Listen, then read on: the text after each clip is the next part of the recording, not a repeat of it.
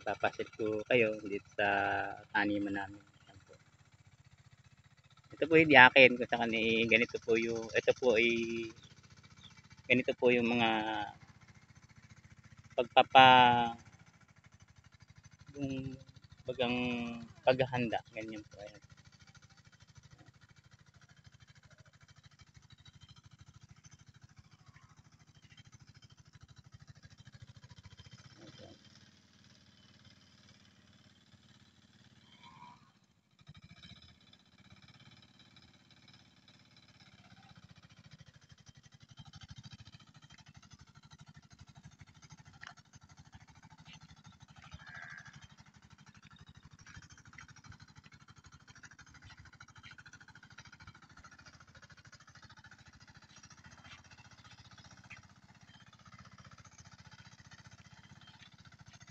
Nakapagdapog na pala kayo, ano? Ilang araw na yan? May isang linggo na. Matataas na nga, oh. Sana umulan naman para makatanim. Aba, oh. Ay pag hindi mababasag eh. Malakas naman ang tubig eh. Malakas. Eh, parang nakapaka naman sa lasad. Laki nga. Baka naman nagbalik ang tiniyano. Mabasura eh, no?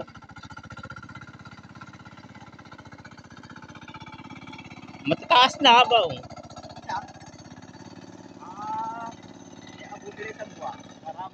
Oo, sa buwan, mataas-taas lang. Siguro, kasi para unahan natin yung damo. Pag kasi maiksi ang palay at ayun ang kunay. Pagkakasabay ng ano, patutubig ka. Oo, yun. Kasi nga po eh. Ganda mo. Yan nagpapahirap eh. Pag kasabay ng palay. Hindi mo sabuta eh. Ito yung kanila doon, no? Hindi na papakinabangan. Hindi to, yan ang ano. Parang humina ang gamot natin. Lalo na itong nagdaang tag-init, parang kahit tumalab. Nakakailang beses na doon sa ilayan, no? Ilang beses na Jerry. Hanggang ngayon, buhay pa rin. Eh di kanay din, madamo rin. Ayun, nababawas-bawasan nyo yun. Ay, ito daw ko na eh.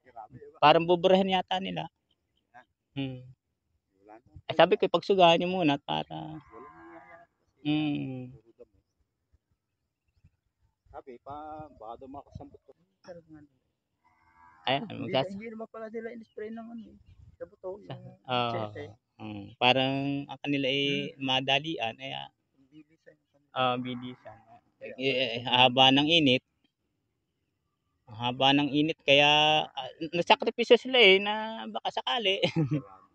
Ito namang amin ito ay ayos na yan ah. Kunin na pati. Hot na sa tag-ulan. Talagang uulan na pati. Ano nang hunyo. Ayan, naulan-ulan na siya. Ay talagang ganyan ang ating taniman talaga ngayon eh. Pag hindi, yung init na yun at hindi natin sasabay ng ulan, ay mahirap tayo. Oo. Pero ito, nakasiguro naman ito na may tatanim. Uulan yan. Ay ulan na. Nalakas, saka mag-uulan na pati ang ilaya, ang lakas na ng kanay, tubig. Kaya lang naman nung una tayo ay hindi naulan ni ilaya eh. Ganda yata kung galing sa tubig, hindi naulan eh. Oo. Padali yung pala, bambula. Malutong naman, Jerry? Lutong. Oo, mayabaw. Ang nga lang, persado din yung kulit. Kaya nabibilot yung kulit, nadulas na. Kapag tubig, para masisira. Kakatawag pa rin eh. Oo, baka lalo malintikan eh. May biglang malintikan eh. Mahirap talaga. Nadikit yan eh. Napatsi. Oo. Napatsi.